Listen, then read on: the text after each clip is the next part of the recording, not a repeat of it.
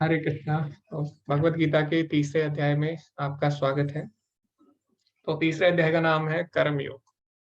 तो सबसे पहले हमें जानना होगा कि कर्म और योग दोनों का अर्थ क्या होता है। तो सबसे पहले योग का अर्थ हमें जानना होगा, क्योंकि भगवत गीता में अलग अलग तरह के योग अभी आने वाले हैं। कर्म योग, ज्ञान योग, ध्यान योग, भक्ति योग। तो सबसे पहले योग का अर्थ समझना होगा।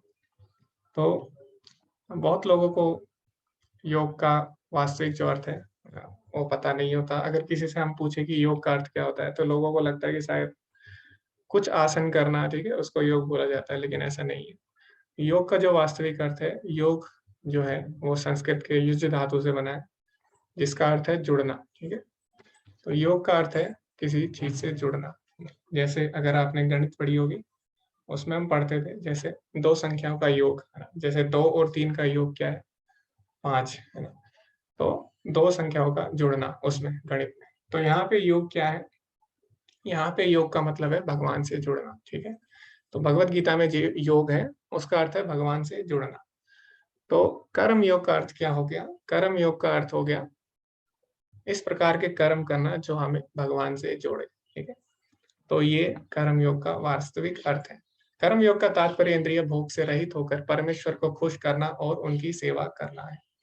तो कई लोगों को लगता है कि कर्म करना है ना, भगवत गीता हमें सिखाती है अपना कर्म करो, लेकिन ऐसा नहीं है। भगवत गीता हमें सिखाती है कि ऐसे कर्म करो जो हमें भगवान से जोड़े। ठीक है, तो भगवत गीता हमें कर्म नहीं सिखाती है। भगवत गीता हमें क्या सिखाती है, कर्म योग, ऐसे कर्म करना जो कि हमें भगवान से जोड़ते हैं। ठीक है, दोनों में अंतर है। तो कई लोग ये भी होता है, आप उनसे पूछेंगे भगवत गीता में क्या लिखा है, तो वो बोलते हैं कर्म ही पूजा है, ऐसा लिखा है भगवत गीता में। कर्म करो है ना, अपना कर्म करो, कर्म ही पूजा है, ऐसा कहीं पे नहीं लिखा है भगवत गीता में। ठीक है, तो भगवत गीता में कर्म के बारे में नहीं, कर्म योग के बारे में चर्चा हुई है। तो कर्म ही पूजा नहीं है, लेकिन भगवत गीता हमें बताएगी कि कौन से कर्म है जिन्हें हम पूजा बोल सकते हैं। ठीक है, तो वो हम इस अध्याय में सीखने वाले हैं। ऐसे कौन से कर्म है जो हमें भगवान से जोड़ते हैं और क्यों क्यों हमें वो कर्म करने हैं। ठीक है? तो जैसे आपने देखा होगा 3 तरह के कर्म होते हैं संसार में। तो कुछ अच्छे कर्म होते हैं, पुण्य वगैरह करना, ठीक है, खाना खिलाना, किसी को वस्त्र दान करना या किसी को कोई सहायता करना, तो ये सब पुण्य कर्म में आते हैं, अच्छे कर्म में आते हैं।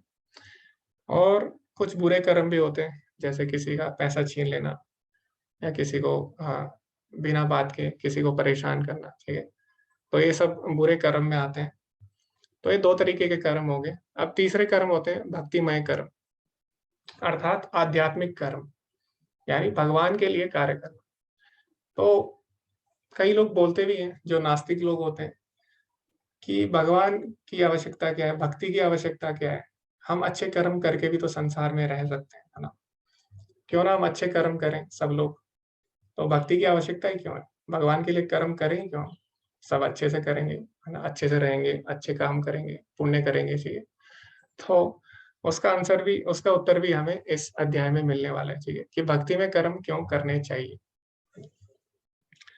तो इसीलिए ये अध्याय बहुत ही ज्यादा महत्वपूर्ण होगा। तो अभी हम इस पे चर्चा करेंगे। तो इस अध्याय का पहला श्लोक, अर्जुन उवाच ज्यायसी चेत कर्मणस्ते मता बुद्धिर्जनार्दन तत्किमं घो कर्मणि घोरे मां नियोजयसि केशव। अर्जुन ने कहा, हे जनार्दन, हे केशव, यदि आप बुद्धि को सकाम कर्म से श्रेष्ठ समझते हैं, तो फिर आप मुझे इस घोर युद्ध में क्यों लगाना चाहते हैं। तो हमने देखा पिछले अध्याय में भगवान ने अलग अलग योगों की चर्चा की, भक्ति योग, जिसको बुद्धि योग भी बोला जाता है, और ज्ञान योग और कर्म योग, तीनों योगों की चर्चा पिछले अध्याय में हुई थी। तो यहाँ पे अर्जुन बोला है कि जब बुद्धि योग यानी जब भक्ति योग सबसे ज्यादा श्रेष्ठ है, तो फिर आप मुझे इस युद्ध में क्यों लगाना चाहते हैं। तो अर्जुन को लगता है कि युद्ध करना और भक्ति करना दोनों ही अलग है। ठीक है, तो अर्जुन यहाँ पे क्या कर रहा है, अपने कर्तव्य से बचना चाहता है भक्ति का बहाना मार के। ठीक है, तो प्रभुपाद जी का अगर आप तात्पर्य पढ़ेंगे, उसमें प्रभुपाद जी यही लिखते हैं कि कई लोग ये समझते हैं कि भक्ति करना मतलब क्या है, अपने कर्तव्य से दूर भागना, है ना। भक्ति को जड़ता समझ लिया जाता है। तो कई लोग समझते हैं भक्ति करना मतलब सब चीजों को छोड़ के, अपने कर्तव्य छोड़ के एक जगह एकांत स्थान में जाके, है ना, भगवान का भजन कीर्तन करना, यही भक्ति है। ठीक है, कई लोगों को ऐसा लगता है, तो अर्जुन को भी यहाँ पे यही लगता है अर्जुन को लगता है कि युद्ध ना करके क्यों ना मैं एकांत में चले जाऊं और भगवान की भक्ति करूं, शायद वही ज्यादा श्रेष्ठ मार्ग है। तो यहाँ पे युद्ध को यानी अपने कर्तव्य को और भक्ति दोनों को अर्जुन अलग करना चाहता है, ठीक है। लेकिन क्या ऐसा होता है? क्या भक्ति का अर्थ ये है कि अपने कर्तव्य छोड़ के एकांत स्थान में चले जाना? तो भगवान इस विषय में क्या बोलते हैं वो हम आगे देखेंगे। तो अर्जुन अभी क्या बोलता है? व्यामिश्रेणेव वाक्येन बुद्धिं मोहय वशीव मे तदेकं वद निश्चित्य येन श्रेयोऽहमाप्नुयाम्। आपके व्यमिश्रित अर्थात अनेकार्थक उपदेशों से मेरी बुद्धि मोहित हो गई है, अतः कृपा करके निश्चय पूर्वक मुझे बताएं कि इनमें से मेरे लिए सर्वाधिक श्रेष्ठतर क्या होगा। तो अर्जुन अपनी शंका व्यक्त करता है कि आपने बहुत सारी चीजें पिछले अध्याय में बोल दी, क्योंकि पिछला अध्याय क्या था? भगवत गीता का सार था। तो आप मुझे आखिर बताइए मैं करूँ तो करूँ क्या? कौन सा मार्ग मैं चुनूँ? आपने इतने सारे मार्ग बता दिए, ठीक है, पिछले अध्याय में। लेकिन एक चीज यहाँ पे ध्यान देने लायक है, वो क्या है? यहाँ पे अर्जुन फिर से क्या बोल रहा है? ये न श्रेयो, ठीक है, जो श्रेयस्कर है वो मेरे लिए आप वो मेरे लिए बताइए, ठीक है। तो हमने चर्चा की थी दोनों की, है ना, हर अध्याय में हम चर्चा कर रहे हैं। अर्जुन बार बार यही पूछ रहा है कि जो मेरे लिए श्रेयस्कर है वो आप मुझे बताइए, ठीक है। तो जैसे कि हमने चर्चा की थी, दो चीजें होती है, दो तरह के सुख होते हैं, एक होता है प्रेयस और श्रेयस। प्रेयस मतलब होता है जो सुख हमें अभी सुख लग रहा है लेकिन आगे जाके हमें हानि देने वाला है, ठीक है। और श्रेयस मतलब होता है जो सुख अभी हमें दुख लग रहा है लेकिन आगे जाके अंत में वो हमें सुख ही सुख देने वाला है। तो यहाँ पे हर बार अर्जुन भगवान से श्रेयस के बारे में पूछता है, ठीक है। तो इसी प्रकार हमारी मानसिकता भी होनी चाहिए। अब आगे भगवान इसका क्या उत्तर देते हैं, इस पर हम चर्चा करते हैं। श्री भगवानुवाच लोकेऽस्मिन् द्विविधा निष्ठा पुरा प्रोक्ता मया नघा ज्ञानी योगेन सांख्यानां कर्म योगेन योगिनाम्। श्री भगवान ने कहा, हे निष्पाप अर्जुन, मैं पहले ही बता चुका हूँ, आत्म साक्षात्कार का प्रयत्न करने वाले दो प्रकार के पुरुष होते हैं।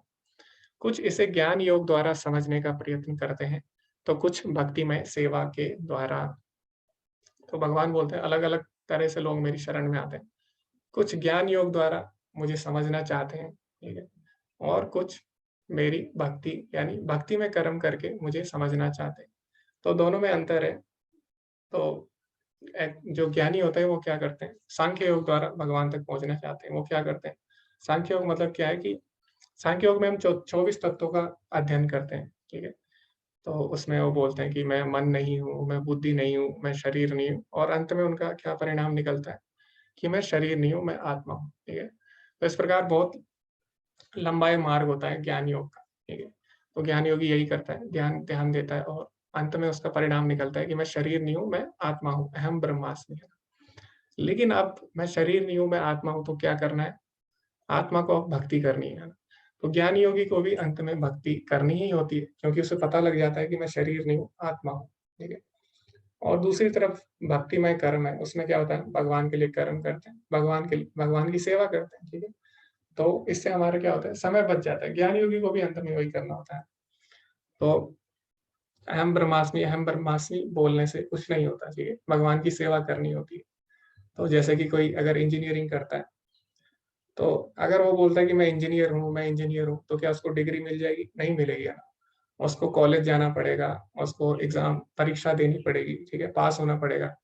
इसी प्रकार ज्ञान योगी को जब पता लग जाता है कि मैं शरीर नहीं हूँ, आत्मा हूँ, तो उसको क्या करना होगा? भगवान की भक्ति करनी होती है अंत में, ठीक है। तो इसीलिए जो ज्ञान मार्ग है वो काफी लंबा मार्ग होता है, ठीक है? तो दो तरह के मार्ग है, एक ज्ञान मार्ग है और एक भक्ति मार्ग। दोनों ही हमें भगवान तक ले जाते हैं। तो ये भगवान इसमें बताते हैं। और भगवान खुद बोलेंगे अभी भगवत गीता के आने वाले अध्याय में, बहुनाम जन्मनाम अन्ते ज्ञानवान मां प्रपद्यते वासुदेवा सर्वमिति समात्मा सुदुर्लभ। तो बोलते हैं जो इस प्रकार के ज्ञानी हैं, जो अपनी बुद्धि द्वारा मुझे समझना चाहते हैं, अपने प्रयासों द्वारा, उनको बहुत बहुनाम जन्म नाम अंत, ठीक है, बहुत उन्हें जन्म जन्म लग जाते हैं मुझे समझने में। दूसरी तरफ भगवान बोलते हैं भक्ति के बारे में, क्या बोलते हैं? क्षिप्रम भवति धर्मात्मा शाश्वत शांति निगच्छति।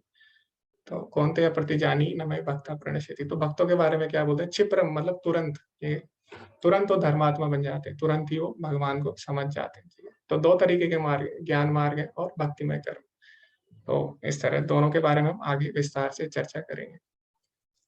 तो यहाँ पर अर्जुन बोल रहा है कि तद एकम वदा, यानी आप मुझे कोई एक चीज बताइए, मैं करूँ तो करूँ क्या।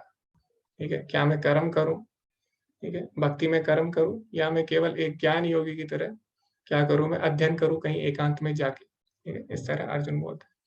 तो भगवान अर्जुन को समझाते हैं कि देखो, कर्म तो तुमको करना ही पड़ेगा, कर्म से तुम कभी भी नहीं बच सकते। तो इसका भगवान एक उदाहरण देते हैं यहाँ पे, न कर्मणाम अनारंभात नैष्कर्म्य पुरुषस्नुते न च संन्यासनादेव सिद्धिं समधिगच्छति। तो भगवान बोलते हैं न कर्मणाम अनारंभात नैष्कर्म्य पुरुषस्नुते, यानी कर्म को आरंभ किए बिना पुरुष कोई भी व्यक्ति संसार में रह ही नहीं सकता। क्योंकि अगर आप एकांत में भी बैठते हैं तब भी आपको सांस तो लेनी पड़ेगी, है ना। तो वो भी एक तरह से कर्म हुआ, सोचना तो पड़ेगा, वो भी एक तरह से कर्म हुआ, कुछ ना कुछ खाना तो होगा ही। ठीक है, तो जीवन व्यतीत करने के लिए कुछ ना कुछ कम से कम खाना तो होता ही है। तो भगवान बोलते हैं कि कर्म के बिना तो कोई भी नहीं रह सकता। न च संन्यासनादेव सिद्धिं समधिगच्छति, और ना केवल संन्यास से, यानी केवल सारे कर्म त्यागने से कोई सिद्धि को प्राप्त कर सकता है। ठीक है, तो भगवान बोले अगर कोई एकांत में जाता भी है सब कर्म त्याग के, जैसे कई लोग देखा होगा आपने, सब चीज छोड़ के चले जाते हैं ना, छोड़ो घर बार चलो हरिद्वार, ऐसे कुछ लोगों का मत होता है, तो सब चीज छोड़ के चले जाते हैं। तो भगवान बोल रहे हैं कि कर्म तो उनको भी करना होगा। ठीक है, संसार में कोई भी ऐसा जीव नहीं है जो बिना कर्म के रह सके। तो प्रभुपाद जी इसमें क्या लिखते हैं, भौतिकवादी मनुष्यों के हृदय को विमल करने के लिए जिन कर्मों का विधान किया गया है उनके द्वारा शुद्ध हुआ मनुष्य ही संन्यास ग्रहण कर सकता है। शुद्धि के बिना संन्यास ग्रहण करने से सफलता नहीं मिल पाती। हृदय की शुद्धि के बिना संन्यास सामाजिक व्यवस्था में उत्पात उत्पन्न करता है। दूसरी ओर यदि कोई नियत कर्मों को ना करके भी भगवान की दिव्य सेवा करता है तो वह उस मार्ग में जो भी उन्नति करता है उसे भगवान स्वीकार कर लेते हैं। इसी को बुद्धि योग बोला गया है। तो जो संन्यास का मार्ग है, ठीक है, जो लोग सब चीज छोड़ के चले जाते हैं तो क्या होता है, वो ज्यादा दिन टिक नहीं पाएंगे। क्यों? क्योंकि जब तक उनका हृदय शुद्ध नहीं होगा, अगर उनके हृदय में अभी भी कलमश है, ठीक है, अभी भी इच्छाएं बनी हुई है, तो क्या होगा, एक दिन उनका पतन हो जाता है। ठीक है, वो भगवान अभी आगे जाके बताएंगे। तो इसीलिए जब कोई संन्यास का मार्ग चुनता है तो उसके लिए हृदय बिल्कुल शुद्ध होना चाहिए, है ना, तब जाके वो संन्यास ग्रहण कर सकता है, सारे कर्म त्याग सकता है। ठीक है, लेकिन दूसरी तरफ भक्तिमय कर्म है। ठीक है, तो भक्तिमय कर्म में क्या है, भक्तिमय जो सेवा है उसमें क्या है, उसमें आपको कोई भी कर्म नहीं त्यागना, सारे काम केवल भगवान के लिए करने। ठीक है, और कर्म करते करते ही हम शुद्ध हो जाते हैं, है ना। तो उसके लिए अगर हमारा हृदय अभी शुद्ध नहीं भी है तो भक्ति ऐसी विधि है जिसमें हमारा भक्ति करते करते हम शुद्ध हो जाते हैं। ठीक है, तो जैसे मैंने उदाहरण दिया था ना कल, तो किसी को अगर बीमारी है, ठीक है, तो ऐसा नहीं है कि पहले वो सही होगा फिर दवाई खाएगा, वो दवाई खाते खाते ही सही होता रहता है।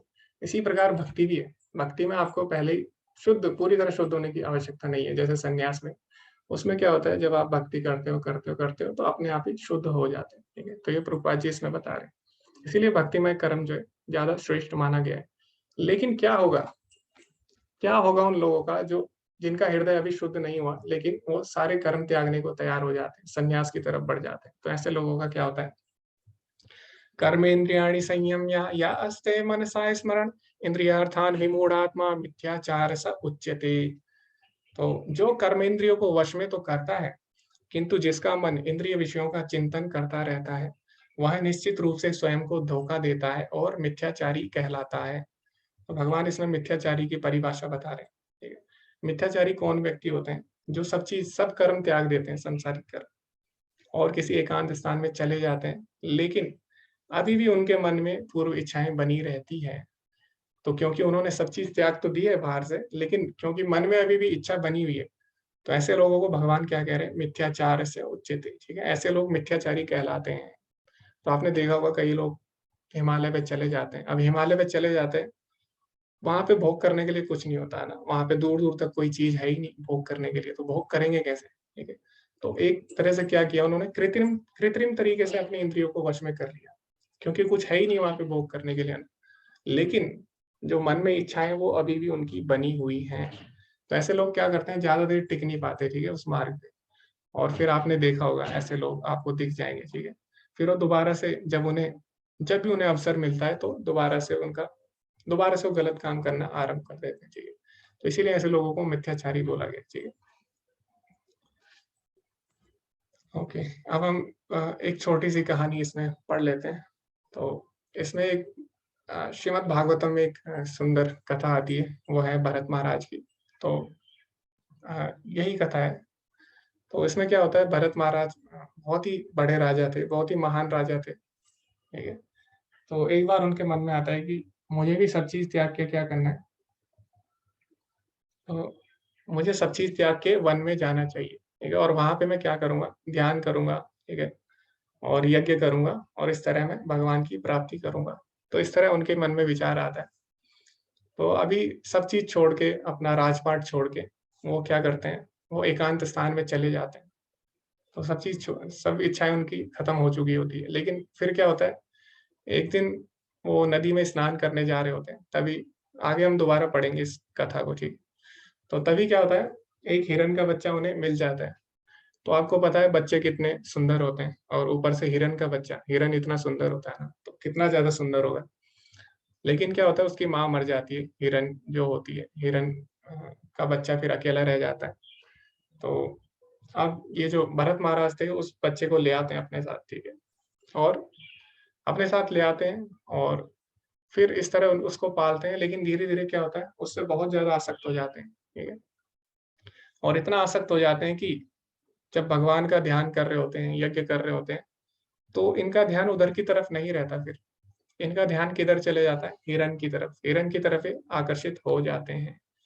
तो ये सब चीज छोड़ छाड़ के, है ना, अपना राजपाट छोड़ छाड़ के, अपना घर बार सब छोड़ के वन में चले जाते हैं।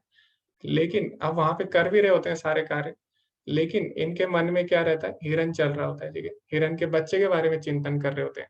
घर बार राजपाट किस लिए छोड़ा था, भगवान का चिंतन करने के लिए। लेकिन अभी किसका चिंतन कर रहे हैं, हिरन का चिंतन कर रहे हैं, ठीक है। तो इस तरह इनका आगे जाके हम देखेंगे, आगे हम दोबारा इस कहानी को पढ़ेंगे।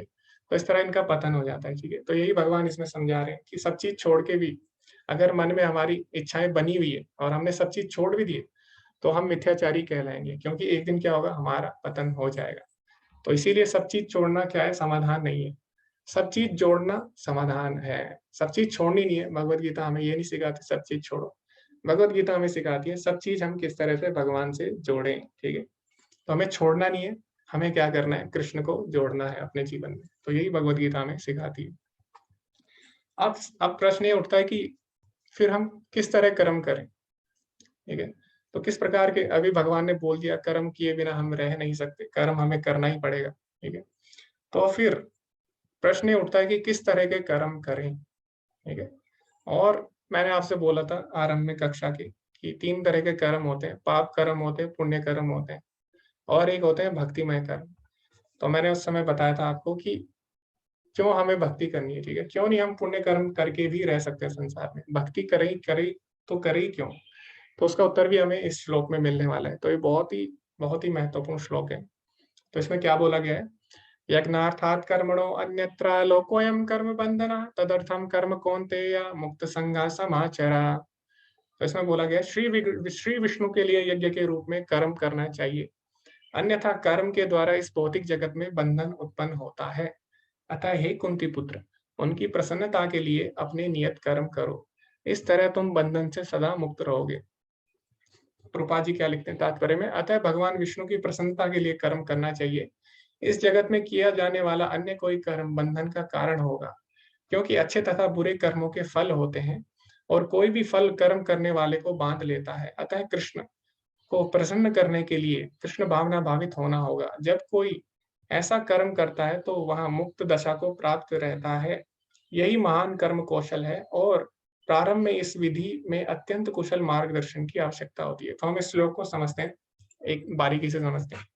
तो सबसे पहले मैंने बताया था किस प्रकार के हमें कर्म करने। तो इस श्लोक क्या बोल रहा है, यज्ञार्थात् कर्मणो, ठीक है। हमें यज्ञ की तरह, अर्थात भगवान विष्णु को प्रसन्न करने के लिए कर्म करने चाहिए, ठीक है। तो हमें कैसे कर्म करने हैं, भगवान को, जिससे हम भगवान से जुड़ सके, भगवान को प्रसन्न कर सके। तो प्रश्न आता है कि ये कर्म हम करें करें क्यों, भगवान के लिए हम क्यों कर्म करें, हम अपने लिए क्यों ना करें, हम पुण्य करें, ठीक है, और सुखी रहें जीवन में, भगवान के लिए क्यों कर्म करें। तो उसका उत्तर आगे दिया गया है, लोको एम कर्म बंधना, क्योंकि अगर तुम और कर्म करोगे तो तुम्हें संसार से बांध देंगे, ठीक है। तो ऐसा कैसे होगा, अगर हम भगवान के लिए कर्म नहीं करेंगे, अच्छे कर्म भी करेंगे, तो क्या हमें वो भी बांध देंगे, बुरे कर्म तो ठीक है हमें बांधते ही, क्या अच्छे कर्म भी हमें संसार से बांधते हैं? जी हाँ, अच्छे कर्म भी हमें संसार से बांध देंगे अगर वो भगवान के लिए नहीं है। तो पाप कर्म और पुण्य कर्म दोनों ही हमें संसार से बांध देते हैं, ठीक है।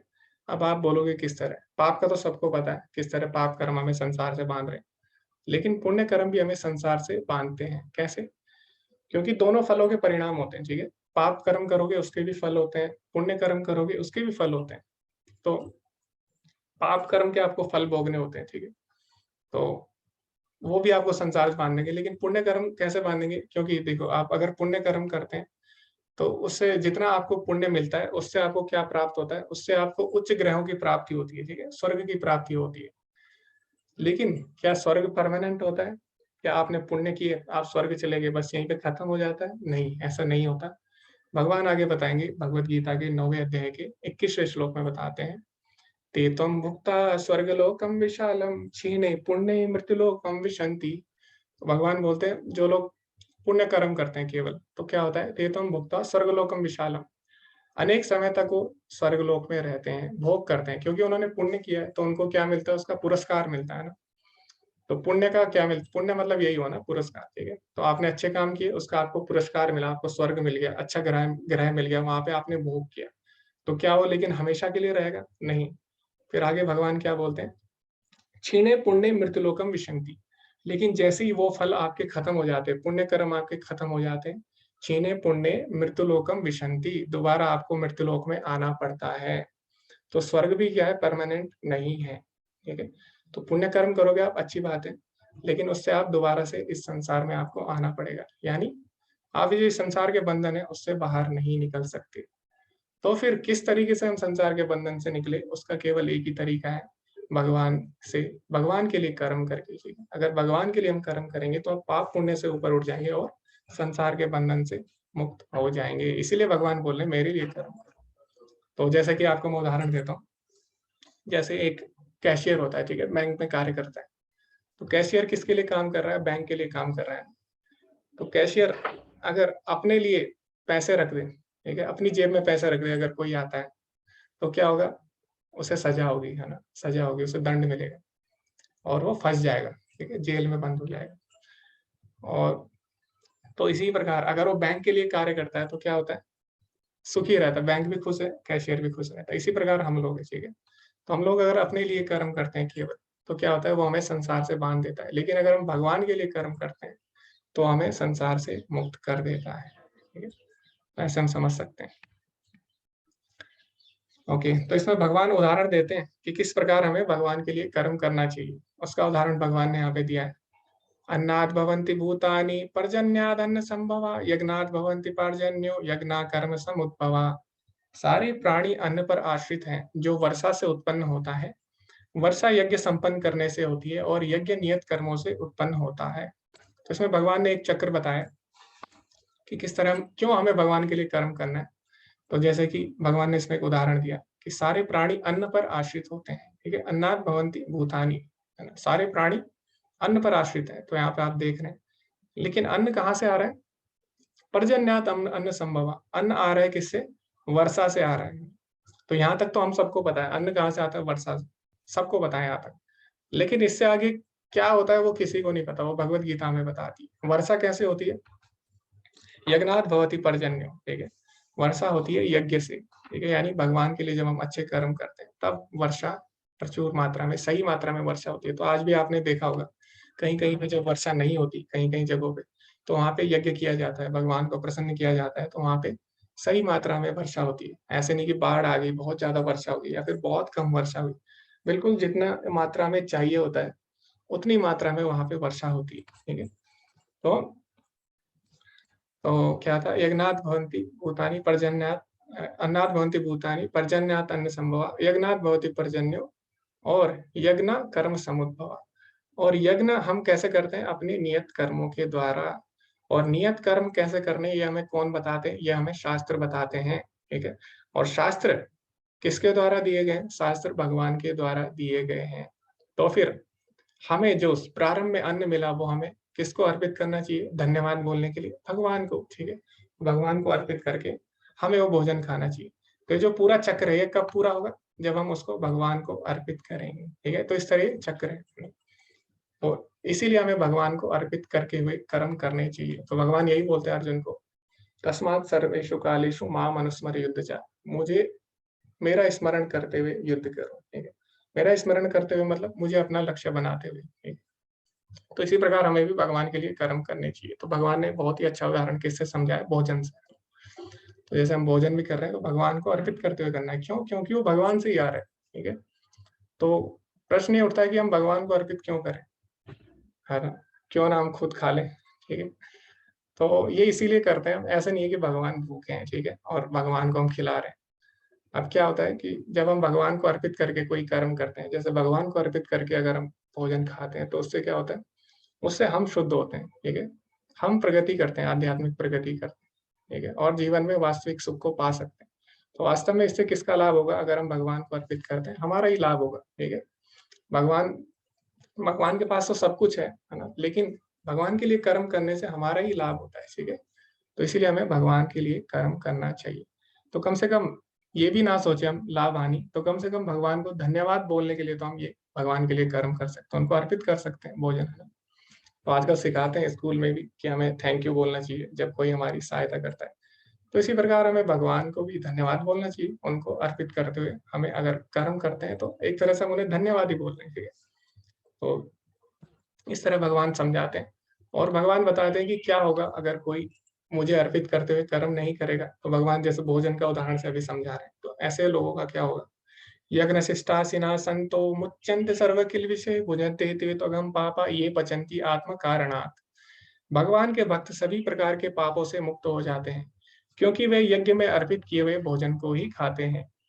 अन्य लोग जो अपनी इंद्रिय सुख के लिए भोजन बनाते हैं, वे निश्चित रूप से पाप खाते हैं।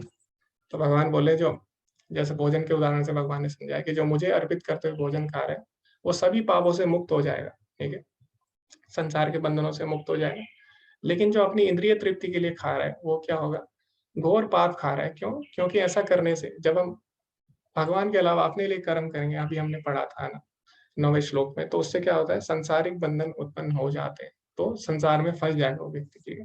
तो इसीलिए हमें भगवान के लिए कर्म करने, तो सब कुछ भगवान का ही है, ठीक है। अगर हम भगवान को अर्पित करते हुए करते हैं, तो उससे क्या होता है, हमारा शुद्धिकरण हो जाता है। जैसे गंगा का पानी है, आप लोग गंगा में जाते हैं, हम लोग स्नान करते हैं, तो गंगा का पानी हम गंगा को ही अर्पित करते हैं, तो उससे गंगा को कोई फर्क नहीं पड़ता। लेकिन उससे क्या है, हम लोग शुद्ध हो जाते हैं। गंगा का पानी हम गंगा को ही अर्पित करते हैं, हम शुद्ध हो जाते हैं। इसी प्रकार भगवान, सब कुछ भगवान का ही है, ईशावास्यमिदं सर्वम, ठीक है। लेकिन जब हम भगवान को अर्पित करते हुए कोई कर्म करते हैं, तो उससे हमारा शुद्धिकरण होता है। ओके, तो हमें भगवान के लिए कर्म करना चाहिए। तो कई लोग अब प्रश्न कर सकते हैं कि हमें समझ नहीं आ रहा, हम कैसे आरंभ करें भगवान के लिए कर्म, हम भी करना चाहते हैं कुछ, तो कैसे आरंभ करें।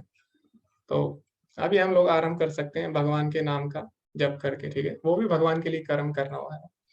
तो जिससे कुछ नहीं हो रहा है, अभी हम आरंभ कर सकते हैं कैसे, भगवान के नाम का कीर्तन करके, वो भी हम भगवान के लिए कर्म कर रहे हैं।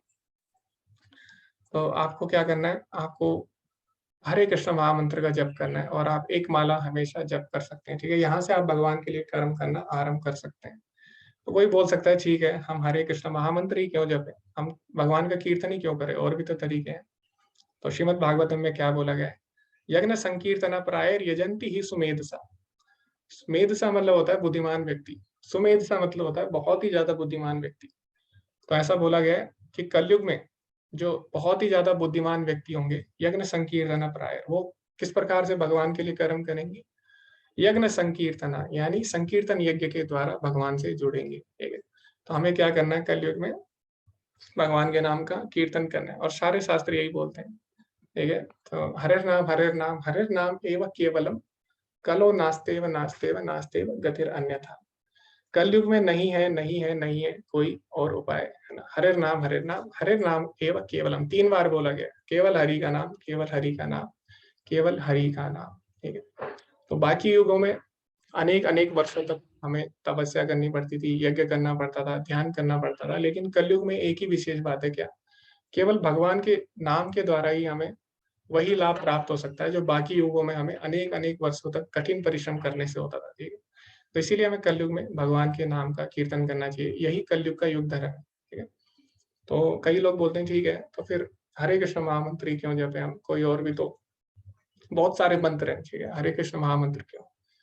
तो इसका भी शास्त्रों में दिया है, और विशेषकर जो उपनिषद है, कलिशंतरण उपनिषद, यजुर्वेद का जो अंग है उसमें दिया है। तो उसमें क्या बोला गया है, उसमें ब्रह्मा जी बोलते हैं, हरे कृष्ण कृष्ण कृष्ण हरे हरे, हरे राम राम राम हरे हरे, इति षोडशक नाम नाम कलि कल्मषनाशनम सर्व वेदेषु दृश्यते नत परतर उपाय। तो ब्रह्मा जी क्या बोलते हैं, जो हरे कृष्ण महामंत्र है, इति षोडशक नाम नाम, ये जो 16 शब्दों का नाम है, ठीक है, कले कल्मष नाशनम, कलयुग में कल्मशों का नाश करने वाला है, न त परतर उपाय, इसके अलावा कोई भी उपाय नहीं है, सर्व वेदेशु दृश्यते, मैंने सारे वेद देख लिए हैं। तो ये बात हम नहीं बोल रहे हैं कि कलयुग में हरे कृष्ण महामंत्र का जप करना है, ये कौन बोल रहे हैं, स्वयं ब्रह्मा जी बोल रहे हैं, और सारे वेदों को देखने के बाद। तो ब्रह्मा जी जो है वेदों के ज्ञाता है, सभी को पता है, ठीक है, सबसे बड़े ज्ञाता ब्रह्मा जी हैं, ठीक है, जीवात्माओं में सबसे बड़े ज्ञाता जो है वेदों के ब्रह्मा जी है। और ब्रह्मा जी के 4 सिर है ना, 4 सिर, तो उनकी बुद्धि हमसे ज्यादा है, ठीक है, हमारा एक सिर है फिर भी इतनी बुद्धि नहीं है, लेकिन उनके क्या है, 4 सिर है। तो जब ब्रह्मा जी बोल रहे हैं ये बात, तो हमें उनकी बात मान लेनी चाहिए। ब्रह्मा जी बोल रहे हैं कलयुग में इसके अलावा कोई और उपाय नहीं है, हरे कृष्ण महामंत्र के जप के अलावा। तो इसलिए आप सभी लोग अभी आरंभ कर सकते हैं, जिन लोगों ने आरंभ नहीं किया, ठीक है, आप लोग 108 बार हरे कृष्ण महामंत्र का जप कर सकते हैं, एक माला कर सकते, एक माला बोलते हैं उसको, ठीक है, एक माला में 108 मोती होते हैं। और जिसके पास माला नहीं है वो ले सकते हैं, खरीद सकते हैं। और अगर आपको नहीं पता कहाँ से खरीदनी है, ठीक है, तो लिंक भेज दिया जाएगा ग्रुप में, ठीक है। तो आप पूरा सेट है, उसमें भगवत गीता भी है, जपमाला भी है, और सब चीज है उसमें, पुस्तकें भी है, तो आप खरीद सकते हैं, ठीक है। ओके, तो इस प्रकार आप हरे कृष्ण महामंत्र का जप कर सकते हैं। और जप करने से पहले हम एक मंत्र बोलते हैं, वो क्या है, जय श्री कृष्ण चैतन्य प्रभु नित्यानंद श्री अद्वैत गदाधर शिवासादि गौर भक्त वृंदा। तो इस मंत्र का मतलब क्या है, इसमें हम जो चैतन्य महाप्रभु हैं, जिन्होंने संकीर्तन यज्ञ का आरंभ किया कलयुग में, उनको प्रणाम करते हैं, क्योंकि उन्हीं के कारण आज संकीर्तन यज्ञ का प्रचार प्रसार हुआ, ठीक है। उन्हीं के कारण हमें पता लगा कि किस प्रकार से संकीर्तन यज्ञ करना चाहिए, किस प्रकार भगवान के नाम का जप करना है। तो चैतन्य महाप्रभु ने इसका प्रचार प्रसार किया, तो इसीलिए हम पहले उनको धन्यवाद देते हैं, जय श्री कृष्ण चैतन्य प्रभु नित्यानंद। तो बाकी जो लोग हैं, नित्यानंद, श्री अद्वैत गदाधर श्रीवासाद गौर भक्त वृंदा, तो ये क्या है, बाकी लोग उनके पार्षद हैं, ठीक है, उनके जो संगीत है साथ। तो इसीलिए पहले हम ये मंत्र बोलते हैं, जय श्री कृष्ण चैतन्य प्रभु नित्यानंद श्री अद्वैत गदाधर शिवासादि गौर भक्त वृंद। उसके बाद 108 बार हमें हरे कृष्ण महामंत्र का जप करना है। तो आप सभी लोग एक राउंड कम से कम, एक माला करने में कितना टाइम लगता है, 7 मिनट। आप 7 मिनट कम से कम अपने, भगवान ने इतनी बड़ी आयु दी है, ठीक है, इतना समय दिया है हमको, तो उसमें से 7 मिनट आप भगवान के लिए निकालिए, केवल एक माला आप हरे कृष्ण महामंत्र आरंभ कर दीजिए, ठीक है। तो कोई बड़ी बात नहीं है, आपका कोई फायदा हो ना हो तो आपका नुकसान भी तो नहीं हो रहा है ना इसमें, ठीक है, लेकिन फायदा बहुत ज्यादा होगा, नुकसान कुछ भी नहीं है, फायदा बहुत ज्यादा होगा, ठीक है। इसलिए आप हरे कृष्ण महामंत्र का जप करना आरंभ कर दीजिए। तो भगवान स्वयं बोलते हैं भगवत गीता के आने वाले अध्याय में, 10वें अध्याय में, यज्ञना नाम जप यज्ञो अस्मि, यानी समस्त प्रकार के यज्ञों में मैं जप यज्ञ हूँ, ठीक है। तो इसीलिए जो भगवान के नाम का जप है सर्वश्रेष्ठ माना गया सभी यज्ञों में। तो आप आरंभ कर दीजिए अभी। ओके, तो अभी हम दोबारा भगवत गीता पे आते हैं, आगे आने वाले श्लोकों पे चर्चा करते हैं। तो अभी जो श्लोक है, तीसरे अध्याय का 21वां श्लोक, ये भगवत गीता का बहुत ही महत्वपूर्ण श्लोक माना गया है, और मैनेजमेंट में ये श्लोक पढ़ाया जाता है, ठीक है, जो लोग मैनेजमेंट पढ़ते हैं। तो उसमें बताया जाता है कि लीडर कैसा होना चाहिए। तो आपने सुना होगा हर जगह लीडर होता है, ठीक है, किसी भी फील्ड में आप चले जाओ लीडर होता ही, लेकिन लीडर कैसे होना चाहिए वो कोई नहीं बताता, वो हमें भगवत गीता बताती है। तो जो श्लोक है ये हमें बताती है वास्तव में लीडर, नेता कैसा होना चाहिए। यद्यद् आचरति श्रेष्ठ तत्तत्ते वितरो जना सयत् प्रमाणम कुरुते लोकस्तत् अनुवर्तते। महापुरुष जो जो आचरण करता है, सामान्य व्यक्ति उसी का अनुसरण करते हैं। वह अपने अनुसरणीय कार्यों से जो आदर्श प्रस्तुत करता है, संपूर्ण विश्व उसी का अनुसरण करता है। तो भगवान यहाँ पे अर्जुन को समझा रहे हैं कि अगर तुम ऐसे कार्य करोगे, तुम आज युद्ध नहीं करोगे, तो क्योंकि तुम एक महान योद्धा हो, महान पुरुष हो, तो आगे जाके लोग भी बहाना मारेंगे कि अर्जुन ने अपना कर्तव्य नहीं किया था, तो मैं भी नहीं करूंगा, ठीक है। तो होता है ऐसा हमारे समाज में भगवान बोले यद्यत आचरति श्रेष्ठ, श्रेष्ठ पुरुष जैसा आचरण करते हैं बाकी लोग भी वैसे ही आचरण करेंगे। तो जैसे आपने देखा होगा, जैसे अगर कोई मान लीजिए व्यक्ति है, ठीक है, उसकी कोई कंपनी है, वो बॉस है वहां पे ना, अगर बॉस ही लेट आएगा तो बाकी लोग भी लेट आते हैं ना। बॉस अगर सही से काम नहीं करेगा, नीचे वाले लोग भी सही से काम नहीं करेंगे।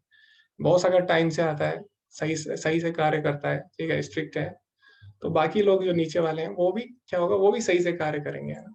तो यही भगवत गीता में हमें बता रही है कि लीडर कैसे होना चाहिए, ठीक है। लीडर जो होता है उसको सही आचरण करना चाहिए। क्यों? क्योंकि अगर वो सही आचरण करेगा तो बाकी लोग भी उसको देख के सही आचरण करते हैं, ठीक है। तो ये भगवत गीता हमें सिखाती है। और अगर हम प्रभुपाद जी का तात्पर्य पढ़ेंगे तो प्रभुपाद जी उसमें क्या लिखते हैं, यदि आचरति श्रेष्ठ। तो श्रेष्ठ पुरुष किसको बोला गया है, तो समाज में 3 लोग हैं जिनको श्रेष्ठ पुरुष बोला गया है। तो अगर वो लोग सही हैं तो पूरा समाज हमारा सुधर सकता है, ठीक है। वो लोग कौन है? सबसे पहले है माता पिता, ठीक है। तो माता पिता अगर श्रेष्ठ हैं, यद्यत आचरति श्रेष्ठ, अगर वो सही आचरण करते हैं तो क्या होगा, बच्चे भी सही आचरण करेंगे, ठीक है ना। और बच्चे ही समाज बनाते हैं आगे जाके, ठीक है। तो अगर माता पिता ही गलत काम करते हैं तो बच्चे को नहीं बोल सकते हैं ना कि तुम गलत काम क्यों कर रहे हो। तो इसीलिए माता पिता को सही आचरण करना चाहिए ताकि बच्चे भी उसका अनुसरण कर सके, ठीक है। अनुसरण करेंगे ही, है ना, भगवान बोल रहे हैं जब यहाँ। उसके बाद श्रेष्ठ पुरुष में दूसरे आते हैं गुरु। गुरु को भी सही आचरण करना चाहिए, क्योंकि अगर गुरु ही गलत आचरण करेगा तो समाज को क्या सिखाएगा फिर, ठीक है। ठीक है, माँ बाप ने मान लो सही आचरण नहीं किया, बच्चा बिगड़ गया, लेकिन अगर उसे सही गुरु मिल गया तो बच्चा सुधर सकता है। लेकिन अगर गुरु ही सही नहीं मिला तो फिर क्या होगा, फिर से समाज का कल्याण नहीं हो पाएगा। तो आज आपने देखा होगा आजकल क्या होता है, यूनिवर्सिटीज, बड़े बड़े कॉलेज होते हैं, वहाँ पे जो लोग पढ़ाते हैं वो लोग खुद गलत काम कर रहे होते हैं, ठीक है। और क्योंकि मैं तो अभी पढ़ ही रहा हूँ तो मैंने देखा है काफी जगह, काफी कॉलेजों में क्या होता है, काफी कॉलेजों में जो अध्यापक होते हैं और जो छात्र होते हैं साथ ही में गलत कार्य कर रहे होते हैं मिलके, ठीक है। तो अगर जो अध्यापक लोग हैं या जो शिक्षक लोग हैं, ठीक है, अगर वही सही कार्य नहीं करेंगे तो जो बाकी के लोग हैं उनका कल्याण कैसे होगा, ठीक है। इसीलिए उनको भी सही आचरण करना चाहिए। फिर प्रभुपाद जी बोलते हैं अपने तात्पर्य में आगे, तीसरा जो लोग है श्रेष्ठ पुरुष किसको बोला गया है, जो उच्च पद पे अधिकारी है। तो उच्च पद पे जो अधिकारी हैं वो अगर सही कार्य करेंगे तो बाकी लोग भी क्या करेंगे, उनके अंडर जो है वो भी सही आचरण करेंगे, ठीक। तो इसीलिए इन तीनों का श्रेष्ठ होना बहुत ही ज्यादा जरूरी है समाज कल्याण के लिए, जन कल्याण के लिए। तो यही बात भगवान अर्जुन को समझा रहे हैं कि तुम श्रेष्ठ पुरुष हो, तुम सही आचरण करो ताकि लोग आगे जाके तुम्हारा अनुसरण कर सके, ठीक है। तो यही हमें सीखना है इस श्लोक से। और एक और चीज हमें इस श्लोक से सीखने को मिलती है कि हम क्या करते हैं, हम जो अपना आदर्श है, हम अपना आदर्श गलत लोगों को मान बैठते हैं कभी कभी जीवन में। जैसे अभी आपने देखा होगा कई लोग हैं वो, और बॉलीवुड में जो हीरो होते हैं उनको अपना आदर्श मान लेते हैं, ठीक है, रोल मॉडल मान लेते हैं। उसके बाद जैसे जैसे वो आचरण करते हैं वो भी ऐसे आचरण करेंगे फिर, है ना। उसने अगर कोई हेयर स्टाइल रख दिया हीरो ने, वो भी वैसे ही रखेगा। उसने जैसे कपड़े पहने वो भी वैसे ही कपड़े पहने। कुछ दिनों बाद क्या होता है, वो बेचारा परेशान हो जाता है जिंदगी में, जीवन में, ठीक है, जिसको फॉलो कर रहे होते हैं। फिर इनका क्या होता है, ये भी परेशान हो जाते हैं ना। तो यही भगवत गीता भी बता रही है। अगर तुम अपना श्रेष्ठ पुरुष मान रहे हो किसी को तो हमें सही लोगों को सही लोगों को अपना आदर्श मानना चाहिए। वरना क्या होगा, जैसा वो करेगा वैसे हम करेंगे, ठीक है। तो श्रेष्ठ लोगों को आदर्श मानेंगे तो श्रेष्ठ कार्य करेंगे, तो हम भी फिर श्रेष्ठ कार्य ही करेंगे और जीवन में आगे बढ़ेंगे, ठीक है। तो इस श्लोक से हमें काफी चीजें सीखने को मिलती है। तो आगे हम बढ़ते हैं, आगे भगवान क्या बोलते हैं, प्रकृति है क्रियमाणानि गुणे कर्माणि सर्वशा अहंकार विमूढ़ात्मा कर्ता हम इति मन्यते। तो भगवान बोल रहे हैं वास्तव में कौन करता है, जीवात्मा अहंकार के प्रभाव में मोहग्रस्त होकर अपने आप को समस्त कर्मों का कर्ता मान बैठता है, जबकि वास्तव में वे प्रकृति के 3 गुणों द्वारा संपन्न किए जाते हैं। तो कोई भी है इस संसार में है, वो 3 गुणों के प्रभाव में बंध जाता है, ठीक है, 3 गुणों में घिर जाता है और 3 गुण उससे कार्य करवाते हैं, ठीक है। लेकिन उसको क्या लगता है, उसको लगता है कि मैं कार्य कर रहा हूँ, ठीक है, अपने आप को अहंकार वश करता मान बैठता है, जबकि उसे पता नहीं हो प्रकृति के 3 गुणों में फंस चुका है, ठीक। तो अब क्वेश्चन याद है कि हमें कैसे पता लगेगा कि हम फंस चुके हैं कि नहीं। ठीक है, जो जानवर है उनको तो पता नहीं लग सकता कि वो प्रकृति के 3 गुण में फंसे हैं कि नहीं, लेकिन हमें भगवत गीता द्वारा पता लग सकता है, ठीक है। अगर हम भगवत गीता पढ़ेंगे उससे हमें पता लग सकता है कि 3 गुण क्या है, हम कौन से गुण में हैं, ठीक है, कौन से गुण हमें बांध रहे हैं और कैसे हमें उन गुणों से बाहर निकलना है। तो ये हमें भगवत गीता आगे आने वाले अध्याय में बताने वाली है, ठीक है। तो वास्तव में जो भी हम कार्य कर रहे हैं वो हमसे 3 गुण करवा रहे हैं, लेकिन हम अपने आप को कर्ता मान रहे हैं। तो हमें क्या करना है, आगे हम पढ़ेंगे क्यों इन 3 गुणों से बाहर निकलना आवश्यक है, ठीक है। तो आगे अर्जुन ने बहुत ही अच्छा प्रश्न पूछा, और ये प्रश्न सभी का होता है, ठीक है। तो मैंने आपको बताया था अर्जुन जो प्रश्न पूछ रहा है वो अर्जुन का प्रश्न है ही नहीं, अर्जुन हमारी तरफ से प्रश्न पूछ रहा है, ठीक है। तो मैंने उदाहरण भी दिया था आपको रिपोर्टर का। जैसे रिपोर्टर क्या करता है, कोई भी प्रश्न पूछता है किसी नेता से या किसी से भी, तो रिपोर्टर का क्वेश्चन नहीं होता, वो पूरी जनता की तरफ से पूछता है। इसी प्रकार अर्जुन ने ये बहुत ही सुंदर प्रश्न पूछा, ठीक है। तो अर्जुन क्या बोलता है इसमें, अथ केन प्रयुक्तोऽयं पापम चरति पुरुषा, है ना, अनिच्छान अपि वार्षिण बलादेव नियोजिता। अर्जुन ने कहा, हे विष्णुवंशी, मनुष्य ना चाहते हुए भी पाप कर्मों के लिए क्यों प्रेरित होता है। ऐसा लगता है कि कोई ऐसा लगता है कि उसे बलपूर्वक उनमें लगाया जा रहा है। तो वास्तव में कोई जीवात्मा पाप क्यों करती है आखिर, ना चाहते हुए भी। सबको पता है ये कार्य गलत है, लेकिन ना चाहते हुए भी कोई गलत कार्य क्यों कर बैठता है। बहुत ही अच्छा प्रश्न है। तो आगे भगवान क्या बताते हैं कि कोई भी गलत कार्य होता है उसके पीछे क्या कारण होता है। तो सबसे पहले तो भगवान ने बताया प्रकृति के 3 गुणों के प्रभाव से वो कार्य करता है। तो अभी भगवान इसको और अच्छी तरीके से समझाएंगे। तो भगवान इसमें बोलते हैं, काम एष क्रोध एष रजो गुण समुद्भव महाशनो महापाप्मा विधि एनम यह वैरिणा। तो भगवान बोले जो काम है यही हमारा सबसे बड़ा शत्रु है, ठीक है। इसी के कारण हम गलत कार्य कर बैठते हैं। काम का मतलब होता है गलत इच्छा, ठीक है। तो हमारे मन में जो गलत इच्छा है उसी के कारण हम गलत कार्य कर बैठते हैं। काम इच्छा, तो गलत इच्छा कहाँ से आती है वो भी हम चर्चा करेंगे, ठीक है। तो इच्छा सब सब में होती है ना। तो जड़ और चेतन में क्या अंतर है, एक एक मृत वस्तु और एक चेतन वस्तु यानी जीवित वस्तु में क्या अंतर है, यही अंतर है कि जो जीवित वस्तु है उसके अंदर इच्छा है, ठीक है।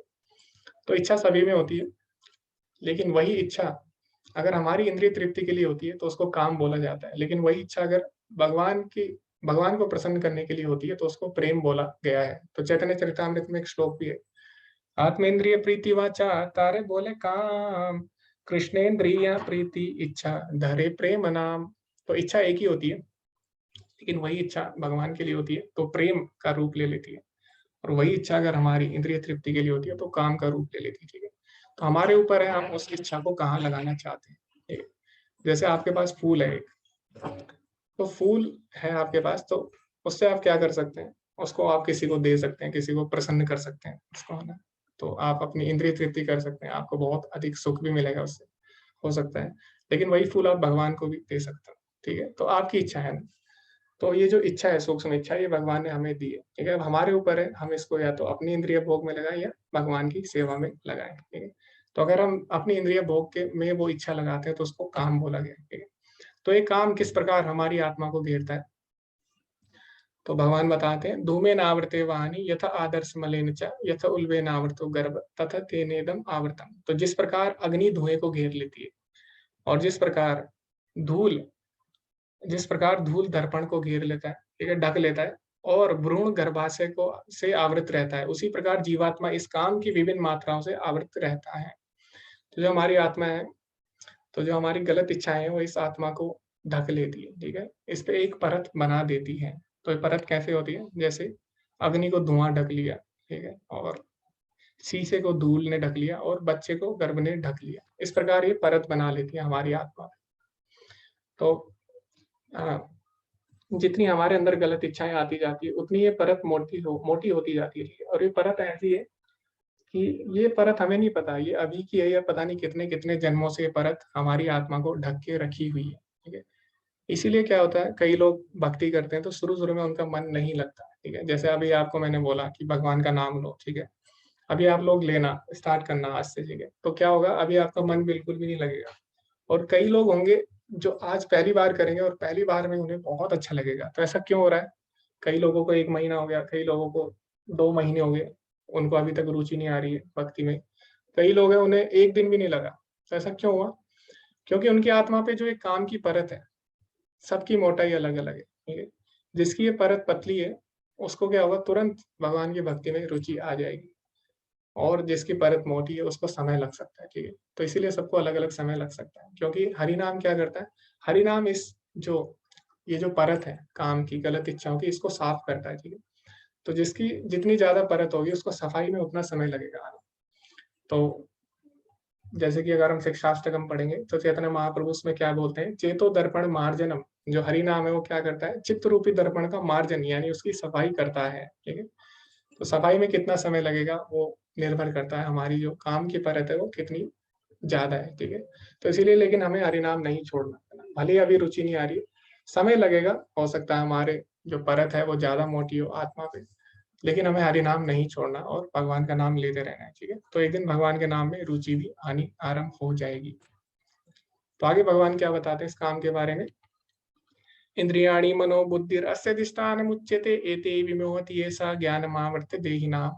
इंद्रिया, मन तथा बुद्धि इस काम के निवास स्थान है। इनके द्वारा यह काम जीवात्मा के वास्तविक ज्ञान को ढककर उसे मोहित कर लेता है। तो एक गलत इच्छाएं जो है ये हमारी न केवल आत्मा को ढक लेती है बल्कि जो हमारा शरीर है उस पर भी इसका प्रभाव हो जाता है। तो हमारी इंद्रियां, मन और बुद्धि सबको ही ढक लेता है धीरे धीरे। ठीक है, तो आगे प्रभुपाद जी क्या लिखते हैं तात्पर्य में, भगवान कृष्ण उन स्थानों का संकेत कर रहे हैं जिससे शत्रु को जीतने वाला यह जान सके कि शत्रु कहाँ पर है। मन समस्त इंद्रियों के कार्यकलापों का केंद्र बिंदु है, अतः जब हम इंद्रिय विषयों के संबंध में सुनते हैं तो मन इंद्रिय तृप्ति के समस्त भावों का आधार बन जाता है।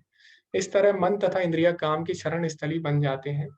इससे इसके बाद बुद्धि ऐसी कामपूर्ण रुचियों की राजधानी बन जाती है। बुद्धि आत्मा की निकट पड़ोसन है।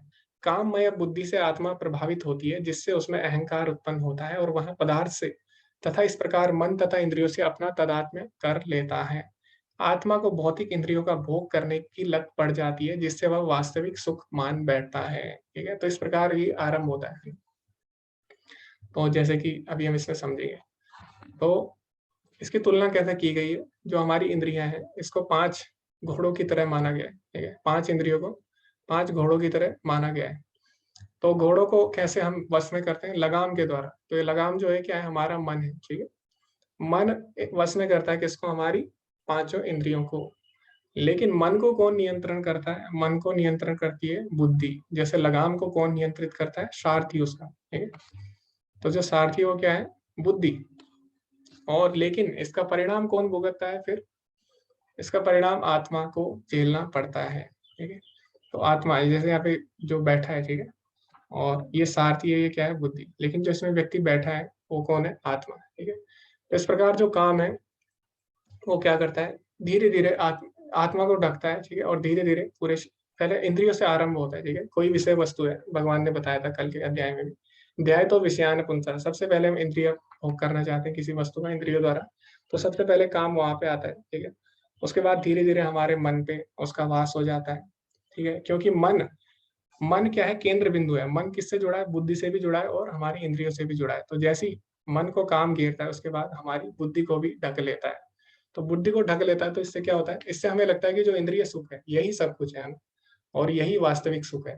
तो हमें वास्तविक सुख का पता नहीं लग पाता, जिसकी वजह से ये परत हमारी आत्मा को भी ढक लेती है। ठीक है, तो इस प्रकार काम हमारे पूरे शरीर में और आत्मा में फैल जाता है। तो अलग अलग स्तर है। तो भगवान बताते हैं अगले श्लोक में, इंद्रियाणि पराणि आहुर इंद्रिय परम मना मन सस्तु परा बुद्धे बुद्धे परतस्तु सा। तो कैसे इससे हम बाहर निकले काम से तो ये बात हमें समझनी होगी। ठीक है, तो भगवान बोलते हैं सबसे पहले क्या है, दैहिक स्तर है। दैहिक स्तर पे हम अपने आप को शरीर मान बैठते हैं। ठीक है, अपने आप को हम जड़ वस्तु मान बैठते हैं। उसके बाद क्या होता है, उससे उससे ऊपर हमारी चेतना, उससे ऊपर थोड़ा अगर हम ऊपर सोचे तो हम क्या करते हैं, हम इंद्रिय सुख को ही सब कुछ मान बैठते हैं। ठीक है, हम मान बैठते हैं कि हम लोग क्या है, हमारा उद्देश्य है इंद्रिय भोग करना जीवन में। ठीक है, तो हम इंद्रिय तुष्टि के लिए हम कार्य करना आरंभ करते हैं। ठीक है, उसके बाद क्या होता है, मानसिक स्तर पर उसके बाद हम मन को संतुष्ट करना चाहते हैं इंद्रिय भोग करके। ठीक है, तो मन तक हमारे काम पहुंच जाता है। उसके बाद बौद्धिक स्तर पर उसके बाद हमारी बुद्धि ढक जाती है। ठीक है, लेकिन हमें समझना होगा इनसे भी ऊपर क्या है, इनसे भी ऊपर आत्मा है। ठीक है, समस्या कहाँ पे है, समस्या नीचे के स्तरों पे है ना। तो अगर हमें इस समस्या से बाहर निकलना है तो हमें ऊपर के स्तर पर जाना होगा, हमें आत्मा के स्तर पर अपने आप को समझना होगा। ठीक है, तो जैसे कि कोई दूसरी क्लास का बच्चा है, ठीक है, दूसरी कक्षा का बच्चा, अगर उसको आप कोई प्रश्न दोगे दूसरी क्लास का, तो उसे हल करने में क्या होगा, थोड़ी कठिनाई होगी। तो लेकिन अगर आप 10वीं क्लास के बच्चे को दूसरी क्लास का प्रश्न दोगे, दूसरी कक्षा का, तो वो हल कर लेगा, है ना? क्यों? क्योंकि उसका लेवल ऊपर हो चुका है। तो इसी प्रकार हमें क्या करना है, अपना स्तर बढ़ाना है, ठीक है? हमें अपने आप को शरीर से, इंद्रियों से, मन, बुद्धि से ऊपर उठाना होगा। यही भगवान बोलते हैं, ठीक है? एवं बुद्धे परम बुद्ध्वा संस्तभ्य आत्मनात्मना जहि शत्रु महाबाहो काम रूपम दुरासतम। तो भगवान बोलते हैं जो काम रूपी शत्रु है उसको कैसे जीत सकते हैं हम, ठीक है? एवं बुद्धे परम बुद्ध्वा, बुद्धि और इंद्रिया जो भी है इनसे हमें ऊपर समझना होगा अपने आप को, ठीक है? हमें समझना होगा कि हम लोग आत्मा है, हम लोग मन नहीं है, तो हम मन की क्यों सुने, है ना? तो इंद्रिय भोग कब आरंभ होता है, जब हम अपने मन की करने लग जाते हैं, ठीक है? हमें लगता है कि जो हम कर रहे हैं वो सही है, तो इस प्रकार हम इंद्रिय भोग में और ज्यादा लग जाते हैं। तो हमें क्या करना है, हमें सोचना है, मन करेगा गलत कार्य करने का, लेकिन हमें सोचना है हम तो मन है ही नहीं, ठीक है? क्योंकि अगर हम मन की सुनेंगे तो हम मन के दास हो जाएंगे। तो हमें समझना होगा हम मन नहीं है, हम आत्मा है, तभी हम मन को जीत सकते हैं। तो हम आत्मा है, बोलना तो आसान है ना? बोलने को तो कोई भी बोल देगा हम आत्मा है, तो क्या इससे हम मन को जीत सकते हैं? नहीं। उसके लिए हमें अभ्यास भी करना होगा, ठीक है? तो अभ्यास, अनुभव हमें कब होगा कि हम आत्मा है, जब हम भगवान के नाम का कीर्तन करेंगे, ठीक है? भगवान का नाम लेंगे और भगवान की भक्ति करेंगे। और वो हम कैसे करेंगे आरंभ, वो मैंने आपको बता दिया अभी, ठीक है? एक राउंड हमें हरे कृष्ण महामंत्र का जप करना है। तो आगे भगवान क्या बोलते हैं, इसीलिए हे भरतवंशियों में श्रेष्ठ अर्जुन, प्रारंभ में ही इंद्रियों को वश में करके इस पाप का महान प्रतीक अर्थात काम का दमन करो और ज्ञान तथा आत्म साक्षात्कार के इस विनाशकर्ता का वध करो। इस प्रकार हे महाभाव अर्जुन, अपने आप को भौतिक इंद्रियों, मन तथा बुद्धि से परे जानकर, जो हमने अभी चर्चा की, और मन को सावधान आध्यात्मिक बुद्धि अर्थात कृष्ण भावनामृत में स्थिर करके आध्यात्मिक शक्ति द्वारा इस काम रूपी दुर्जय शत्रु को जीतो। तो इस प्रकार ये अध्याय समाप्त होता है और इसमें हम देखेंगे अभी इसका सारांश। तो सबसे पहले अर्जुन ने पूछा कि आप मुझे एक चीज बताइए, तद एकम वदा, ठीक है? मुझे क्या करना है, वैराग्य या कर्म, कौन श्रेष्ठ है? तो भगवान ने क्या बोला, नियतम कुरु कर्म, अर्थात निष्काम कर्म योग, अर्थात भगवान के लिए जो कर्म है वो ज्यादा श्रेष्ठ है।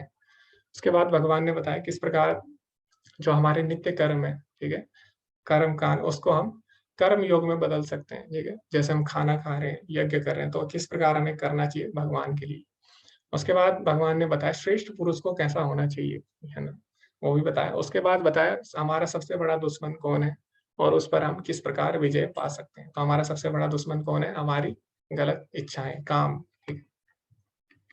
इस प्रकार ये अध्याय समाप्त होता है। अंत में श्रील प्रभुपाद जी के कुछ शब्द। और श्रील प्रभुपाद क्या बोलते हैं इस अध्याय के अंत में, भगवत गीता का यह तृतीय अध्याय निष्कर्षतः मनुष्य को निर्देश देता है कि वह निर्विशेष शून्यवाद को चरम लक्ष्य न मानकर अपने आप को भगवान का शाश्वत सेवक समझते हुए कृष्ण भावनामृत में प्रवृत्त हो। तो हमें क्या करना है, हमें शून्य नहीं होना चाहिए, हमें निष्क्रिय नहीं होना, क्योंकि हम निष्क्रिय होने के लिए बने ही नहीं है। अगर हमें निष्क्रिय ही होना होता तो भगवान हमें पत्थर बना देते हैं। तो भगवान ने हमारे इंद्रियां दी हैं, तो इसका अर्थ क्या है कि भगवान ने हमें निष्क्रिय होने के लिए नहीं बनाया। तो हमें क्या करना है, भगवान के लिए कार्य करना चाहिए। ऋषिकेन ऋषिकेश सेवनम, अपनी सारी इंद्रियों को, यानी इंद्रियों के स्वामी यानी ऋषिकेश यानी भगवान श्री कृष्ण की सेवा में लगाना चाहिए। भौतिक जीवन में मनुष्य काम तथा प्रकृति पर प्रभुत्व पाने की इच्छा से प्रभावित होता है। प्रभुत्व तथा इंद्रिय तृप्ति की इच्छाएं बद्ध जीव की परम शत्रु हैं, किंतु कृष्ण भावनामृत की शक्ति से मनुष्य इंद्रियों, मन तथा बुद्धि पर नियंत्रण रख सकता है। तो जब हम भगवान की भक्ति करते हैं तो हमें ना सिर्फ पता लगता है कि हम लोग इंद्रियां, बुद्धि और मन से परे हैं, बल्कि हम इसका अनुभव भी कर सकते हैं और इस प्रकार हम उनको वश में कर सकते हैं। इसके लिए मनुष्य को सहसा अपने नियत कर्मों को बंद करने की आवश्यकता नहीं है, अपितु धीरे धीरे कृष्ण भावनामृत विकसित करके भौतिक इंद्रियों तथा मन से प्रभावित हुए बिना अपने को शुद्ध स्वरूप के प्रति लक्षित स्थिर बुद्धि से दिव्य स्थिति को प्राप्त हुआ जा सकता है। यही इस अध्याय का सारांश है। सांसारिक जीवन की अपरिपक्व अवस्था में दार्शनिक चिंतन तथा यौगिक आसनों के अभ्यास से इंद्रियों को वश में करने के कृत्रिम प्रयासों से आध्यात्मिक जीवन प्राप्त करने में सहायता नहीं मिलती। उसे श्रेष्ठ बुद्धि द्वारा कृष्ण भावनामृत में प्रशिक्षित होना चाहिए। तो कृत्रिम तरीके से हम इंद्रियों को वश में नहीं कर सकते, ठीक है? तो इंद्रियों को वश में करना है तो उसका एक ही उपाय है, केवल इंद्रियों को सही जगह लगाना, ठीक है? भगवान की सेवा में लगाना। तो यही इस अध्याय से हमने सीखा, हमें कोई भी कार्य छोड़ना नहीं है। हमें क्या करना है, कोई भी चीज छोड़नी नहीं है, हमें कृष्ण से जोड़नी है, यही कर्म योग। किसी का कोई प्रश्न है इस अध्याय में तो आप पूछ सकते हैं, आपको कैसा लगा वो भी आप बता सकते हैं। और कल का किसी का कुछ रह गया हो प्रश्न तो वो भी आप पूछ सकते हैं। ओके, चैट में ओके, ईश्वर प्रभु जी बोल रहे हैं उनका नंबर ऐड करना है। जी प्रभु जी, आपका नंबर ऐड हो जाएगा। जपा बीड्स की शेप इंपॉर्टेंट होती है? नहीं नहीं, उसकी शेप इंपॉर्टेंट नहीं है, भगवान का नाम इंपॉर्टेंट है, ठीक है। तो आप भगवान का नाम लीजिए, बहुत ज्यादा महत्वपूर्ण है अभी। हरे कृष्णा विक्रम प्रभु जी, हरे कृष्णा, आप अनम्यूट करिए। जी गुरु जी गुड मॉर्निंग। गुरु जी, जी हरे मेरा कृष्ण। ये अध्याय से रिलेटेड एक क्वेश्चन था कि सपोज अभी जैसे हम लोग गृहस्थ जीवन में हैं, जी तो जी परिवार के कुछ जरूरत है, जैसे एक छोटी सी बात है कि रेस्टोरेंट में जाके खाना खाना है।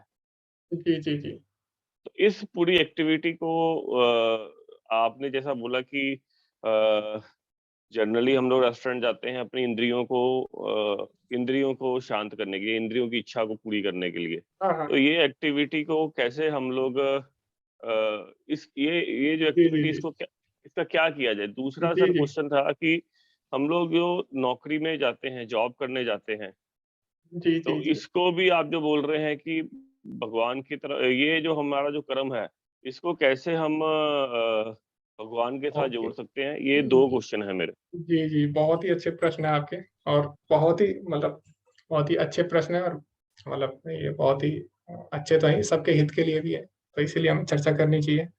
तो सबसे पहले कि हम लोग जैसे गृहस्थ जीवन में हैं, तो हाँ, गृहस्थ जीवन में कैसे भक्ति करें, तो पहला यही है। प्रभु जी, मैं आपको बताना चाहूंगा कि जो अर्जुन है वो सबसे बड़ा गृहस्थ है, ठीक है। तो अर्जुन की तो कितनी, 4 या 3 पत्नियां थी शायद अर्जुन की, है ना। तो अर्जुन भी ग्रस्त है, ठीक है। तो हमें समझना होगा भगवान ने भगवत गीता किसको सुनाई है, ग्रस्त को, है ना। भगवान ने इस भगवत गीता किसी सन्यासी को नहीं सुनाई, ठीक है। भगवान ने चुना ग्रस्त को, क्योंकि भगवान को पता है आगे जाके ग्रस्त लोगों के लिए भक्ति बहुत ही ज्यादा कठिन होने वाली है। तो भगवान ने किसको चुना, अर्जुन को, ठीक है। तो अर्जुन इतना बड़ा ग्रस्त होते हुए जब भक्ति कर सकता है, तो हमें हमें समझना होगा कि भगवत गीता विशेषकर किसके लिए बनी है, ग्रस्त लोगों के लिए, ठीक है। ग्रस्त लोग किस तरह से भगवान से जुड़ सकते हैं। दूसरा, आपने बोला खाने की इच्छा होती है, रेस्टोरेंट में जाने की इच्छा होती है। जी, मेरी भी होती है।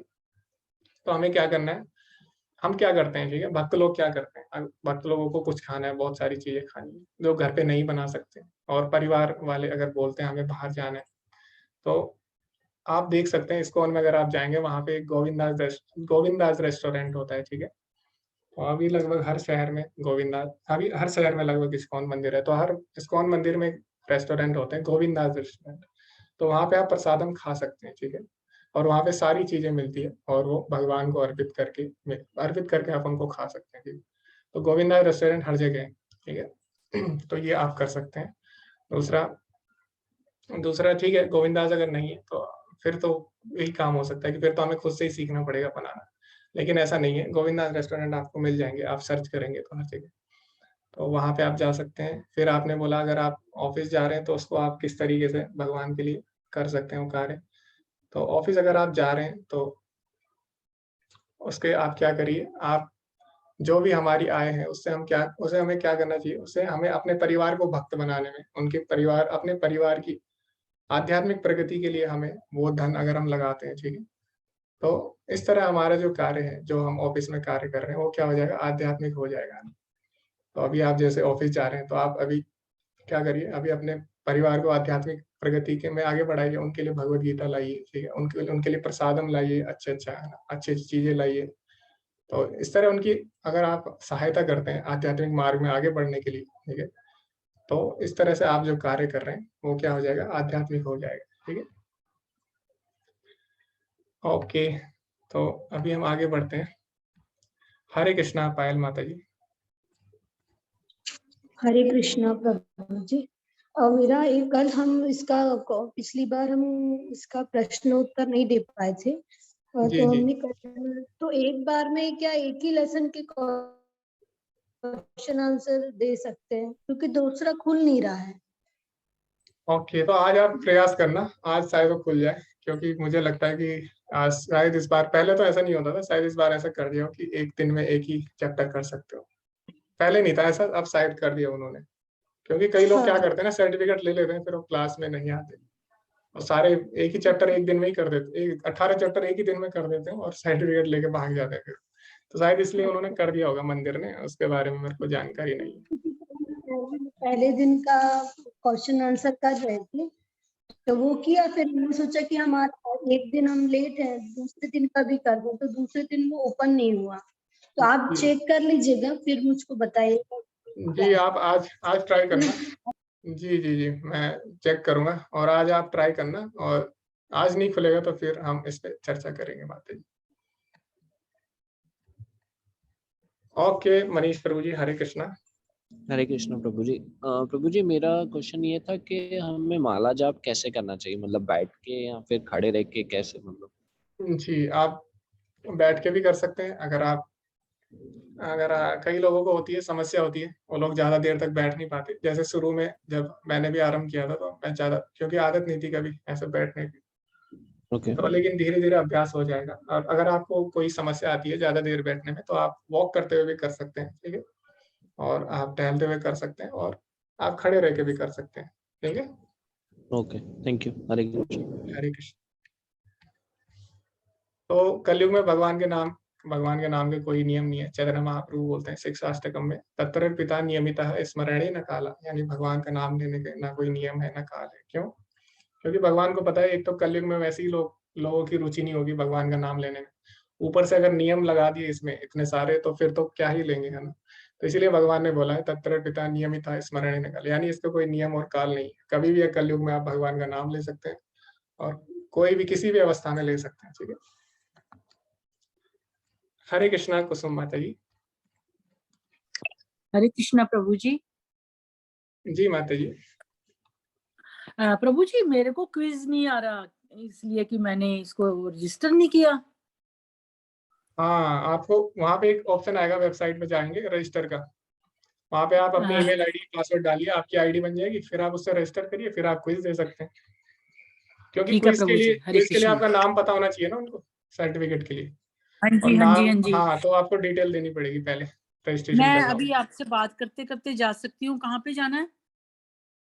जी आप iskonmangaluru.com पे जाइए, वहाँ पे आप अच्छा। रजिस्टर करिए। नहीं, आप अगर इस्कॉन मंगलुरु सर्च करेंगे गूगल पे, वहाँ पे क्विज आ जाएगा नीचे अपने आप लिखा हुआ, तो आप अरे क्विज पे डायरेक्ट भी जा सकते हैं वहां से। हाँ जी।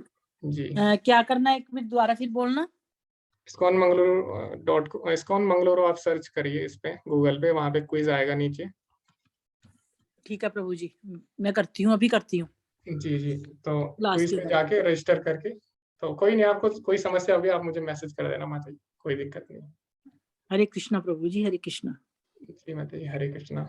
ओके, तो किसी का कोई प्रश्न नहीं है आज, चैट में भी किसी का कोई प्रश्न नहीं आया। जिसको ग्रुप में ऐड होना है वो आप मेरे नंबर पे आप मैसेज कर दीजिए, मैं आपको ऐड कर दूंगा।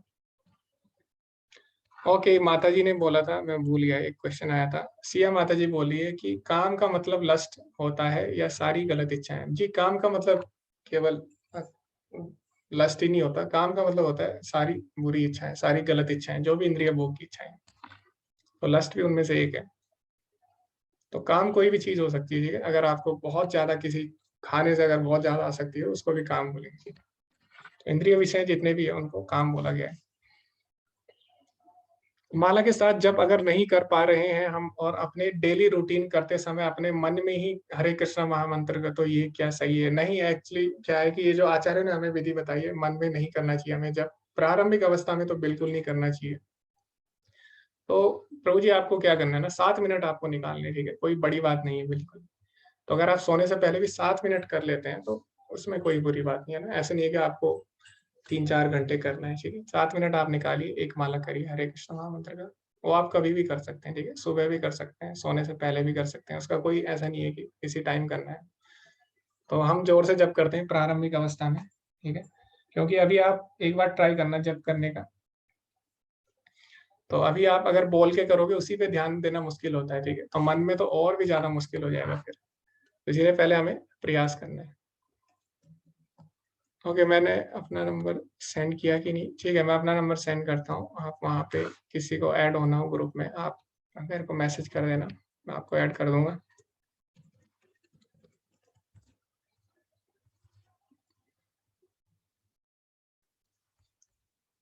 हरे कृष्णा प्रेमलता माता जी।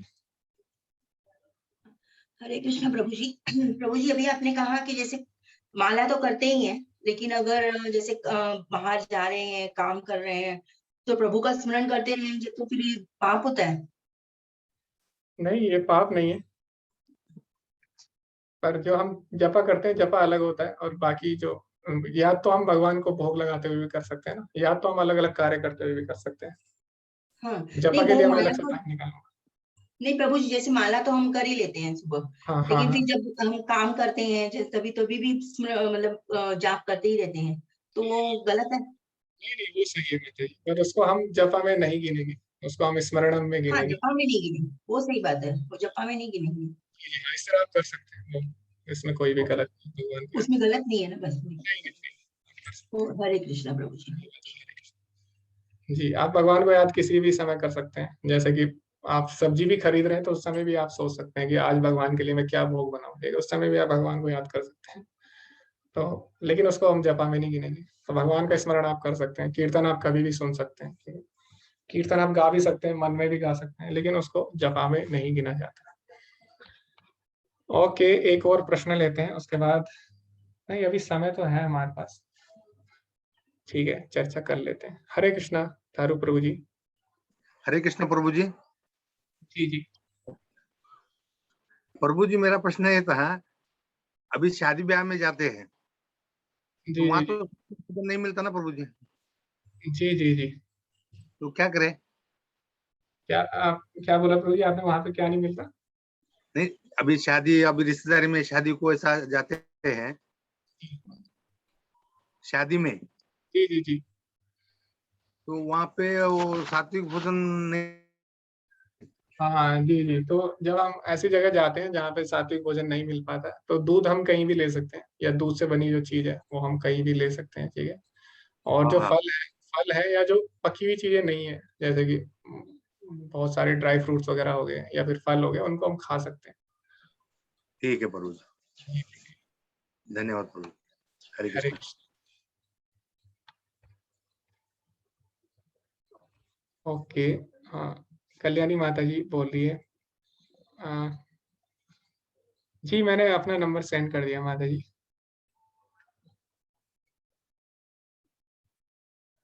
ओके। हाँ जी, आप कभी भी क्विज दे सकते हैं चैप्टर के बाद। ओके, ठीक है। तो शायद अभी किसी का कोई प्रश्न है तो आप पूछ सकते हैं, कोई आपको चर्चा करनी है तो आप कर सकते हैं, अभी हमारे पास थोड़ा समय है, वरना हम फिर आज का सत्र समाप्त करेंगे। जी प्रतीक्षा माता जी, आप तो खुद ही अनम्यूट कर सकते हैं अपने आप को। हरे कृष्णा प्रभु जी। जी माता जी, हरे कृष्णा।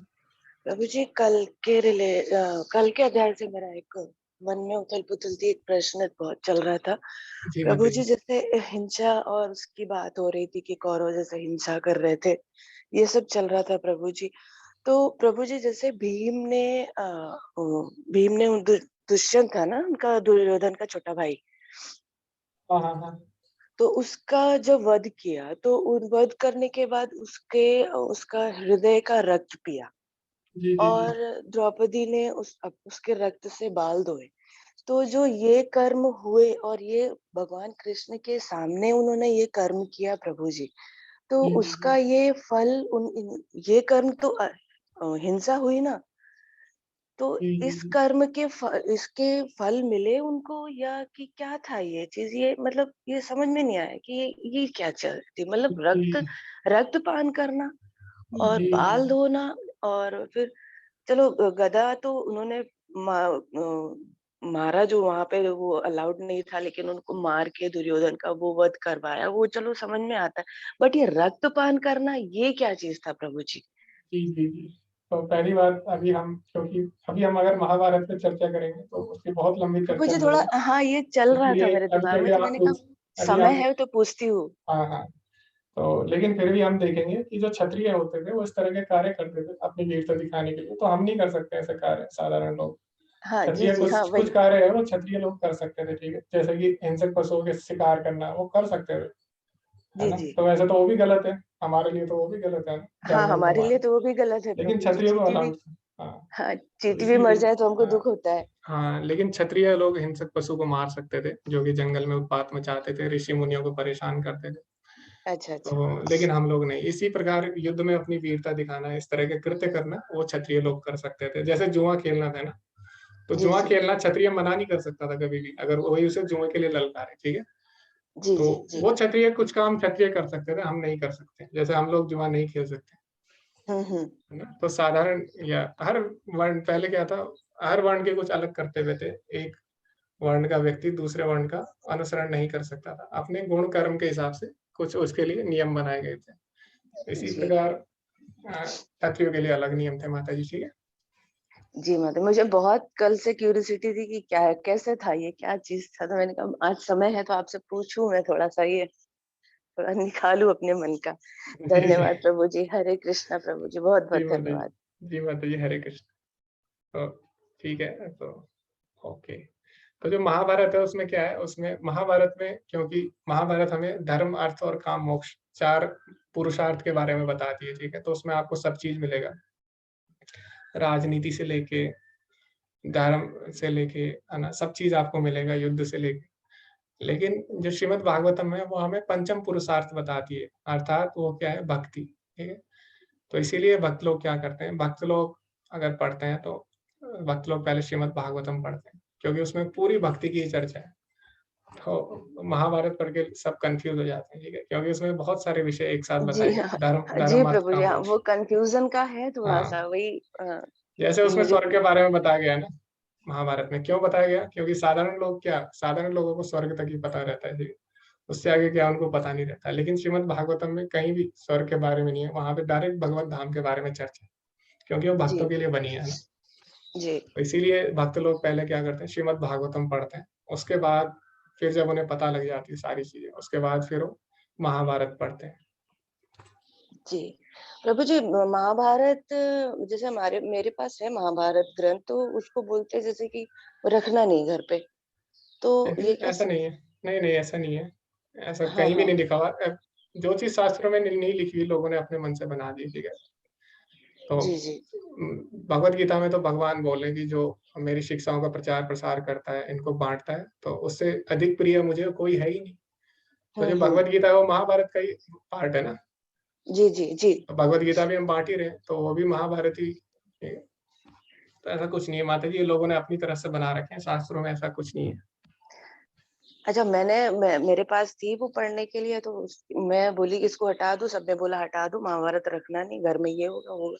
फिर नहीं नहीं सर, कुछ अब वो जा रही है आ रही है, तो वो जा भी नहीं पा रही है बाहर, आप ये वो देखो जा ना, रही आ रही है। आप ये देखो जिनके घर में महाभारत नहीं है, तो उनके घर में क्या जी। शांति है?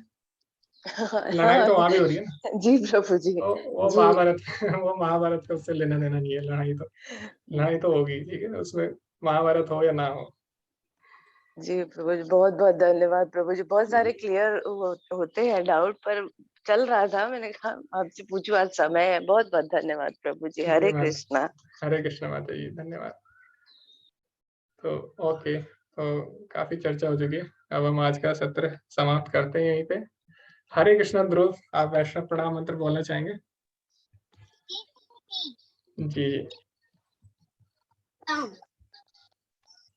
जी जी।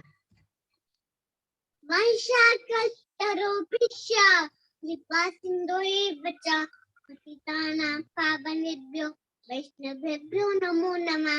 अनंत कोटि वैष्णव वृंद की जय। श्रील प्रभुपाद जी की जय। हरे कृष्णा। हरे कृष्णा, धन्यवाद आप सभी का। हरे कृष्णा।